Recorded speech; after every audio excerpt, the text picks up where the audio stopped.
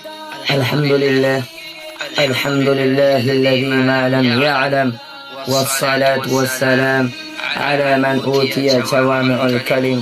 أما بعد، أعوذ بالله من الشيطان الرجيم. بسم الله الرحمن الرحيم. إنما يخشى الله من عباده العلماء. صدق الله العظيم. جنہیں میں ڈھونڈتا تھا آسمانوں میں زمینوں میں، وہ نکلے میرے ظلمت کھانائے دل کے مکینوں میں. جلا سکتی ہے شمع کشتے کو موج نفس ان کو، الہی کیا چھپا ہوتا ہے اہل عشق کے سینوں میں. نہ پوچھ ان خرقہ پوشوں کی ارادت ہو، دیکھ ان کو یدے بے غالیے بیٹھے ہیں اپنی آستینوں میں. قابل قدر سامعین اکرام اور مہمانان عظام، آج میں ان یاران باصفا، شہیدان عشق و وفا، وارثان بلال اور عشاق نبی کے تذکرے کی سعادت حاصل کر رہا ہوں، جن کا قلب و جگر نبی کی عظمت سے معمور تھا، جن کا دل عشق نبی سے سرشار تھا، جن کے چہرے پر عزم و استقلال کی کرنے جلوہ فغن تھی، جنہوں نے اہل جہاں کو عشق نبی کا دعوت دیا، صنف انسانیت کو محبت کا پیغام سنایا، عشق نبی کا طریقہ بتایا، محبت نبی کا راستہ دکھایا، جن کو دنیا علماء دیوبند کہتی ہے. لیکن میرے عزیز دوستو، میں حیرانیت و سمندر کے سمندر میں غرق سرگردہ و پریشان ہوں کہ اس قلیل وقت میں ایسے عظیم الشان وسیع و بسیط موضوع پر کس طرح لب کشائی کروں، جن کا غیروں نے بھی کھلے الفاظ پر اعتراف کیا ہے. ان کی کن کن گوشوں کو نو کے زبان پر لاؤں اور کن کن خوبیوں کو بیان کروں اور کن کن خصوصیات کو نظر انداز کر دوں. ان کے عشق نبی کے واقعات کا سیر کراؤں یا ان کے مجاہدانہ کردار کے روداد سناؤں.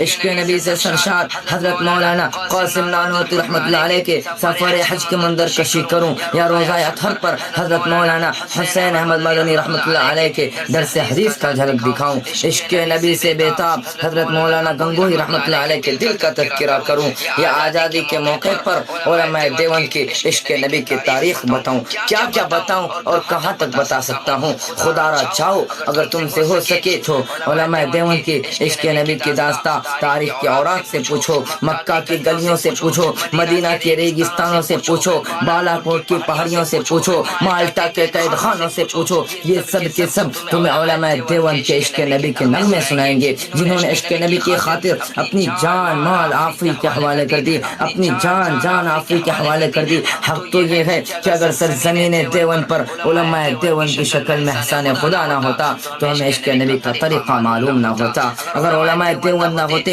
تو ہمیں نبی سے چمٹنا نہ آتا. اگر علماء دیوبند نہ ہوتے تو ہمیں نبی سے محبت کرنا نہ آتا. اگر علماء دیوبند نہ ہوتے تو ہمیں نبی کو اپنے سینے میں بسانا نہ آتا، نبی سے چمٹنا نہ آتا. میرے عزیز دوستو، حضرت مولانا قاسم نانوتوی رحمۃ اللہ علیہ کے ہستی سے کون نا واقف ہے، ان کو کون نہیں جانتا، جو علماء دیوبند کے سب سے بڑے لیڈر، سب سے بڑے قائد اور سب سے بڑے رہنما ہیں. جب بیت اللہ حج کرنے کے لیے جاتے تو مدینہ سے 7 میل پہلے ہی اپنا جوتا اتار لیتے. لوگوں نے کہا حضرت یہ پتھریلی زمین ہے، پیروں میں پتھر آئیں گے، پیروں میں تکلیف ہوگی، پیروں میں زخم آئیں گے. فرمایا پتھروں کی کوئی بات نہیں ہے، زخم کی کوئی بات نہیں ہے، میں تو جوتا اس لیے اتارتا ہوں کہ شاید آج سے 1400 سال پہلے اس زمین پر رسول اللہ صلی اللہ علیہ وسلم کی نبوت والی قدم آئی ہو. کہیں نانوتوی کا گستاخ جوتا رسول اللہ صلی اللہ علیہ وسلم کے قدموں پر نہ آ جائے. اللہ اکبر، اللہ اکبر، کیا عشق رسول تھا. اور ایک موقع پر حضرت مولانا قاسم نانوتوی رحمۃ اللہ علیہ کو انگریز گرفتار کرنے کے لیے آئے تو آپ 3 دن روپوش ہو کر باہر نکل آئے. لوگوں نے کہا حضرت ابھی آپ پر وارنٹ باقی ہے، انگریز آپ کو پھانسی دے دے گا. تو حضرت مولانا قاسم نانوتوی رحمۃ اللہ علیہ نے ایک عجیب بات بیان فرمائی. کہا کہ میں 3 دن گرفتاری کے خوف سے نہیں چھپا تھا، مجھے اپنی جان کی کوئی پرواہ نہیں، کوئی غم نہیں، مجھے اپنی جان کا کوئی خطرہ نہیں. انگریز مجھے پکڑے یا پھانسی دے دے، اب میں ہرگز بے روپوش نہیں ہو سکتا.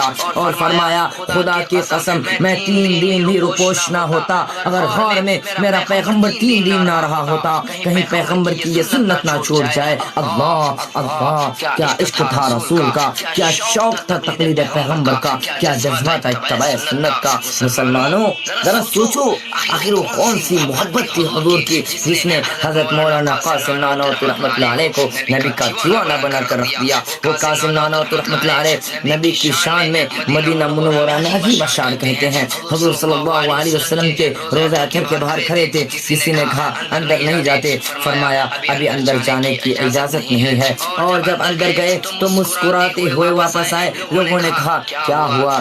فرمایا میرے آقا کا تو مجھ پر اتنا کرم تھا، میرے آقا کا تو مجھ پر اتنا کرم تھا کہ بھر دیا دامن پھیلانے سے پہلے۔ یہ اتنا کرم کیوں؟ یہ کیا سلسلہ ہے؟ نشہ رنگ لایا پلانے سے پہلے۔ اور حضرت مولانا قاسم نانوتوی رحمۃ اللہ علیہ نے روزہ اطہر کو خطاب کر کر کہا تھا، ہزاروں بار تجھ پر اے مدینہ میں فدا ہوتا ہوں، ہزاروں بار تجھ پر اے مدینہ میں فدا ہوتا ہوں، جو بس چلتا تو مر کر بھی نہ تجھ سے جدا ہوتا۔ اللہ اکبر۔ شہدایان رسالت کے پروانوں، قطب عالم حضرت مولانا رشید احمد گنگوہی رحمۃ اللہ علیہ کے عشق نبی کو کن الفاظ میں بیان کروں، جن کے رگ و ریشہ میں شہنشاہ بطحا تاجدار مدینہ حضور اکرم صلی اللہ علیہ وسلم کی محبت کوٹ کوٹ کر بھری ہوئی تھی، جن کا چلنا عشق نبی، جن کا بیٹھنا عشق نبی، جن کا بولنا عشق نبی، جن کا ہر صبح و شام اور ہر لمحہ عشق نبی سے لبریز تھا، جن کے ہر قول و فعل میں عشق رسول تھا۔ چنانچہ شیخ الاسلام حضرت مولانا حسین احمد مدنی رحمۃ اللہ علیہ کا بیان ہے، جب مدینہ منورہ سے واپسی پر آپ کی خدمت میں حاضر ہوا تو حضرت مولانا رشید احمد گنگوہی رحمۃ اللہ علیہ نے سب سے پہلے خیریت و عافیت کے بعد جو سب سے پہلی سوال کیا، کیا کچھ حجرہ شریف کا غبار بھی لائے ہو؟ ہائے ہائے، کسے کیا معلوم اس جملہ میں کس طرح بے قراری چھپی ہوئی ہے۔ اور جب حجرہ شریف کی غبار اور مدینے کی کھجوریں اور زمزم آپ کے سامنے پیش کیے گئے تو آپ نے حجرہ شریف کے غبار کو سرما میں رکھوا دیا اور روزانہ اس کو استعمال فرماتے، اور جب مدینے کی کھجور تقسیم کرنے لگے تو آپ فرمانے لگے کہ ان کھجوروں کی گٹھلیوں کو نیچے زمین پر نہ گرانا، یہ کھجوریں بڑی برکت والی ہے۔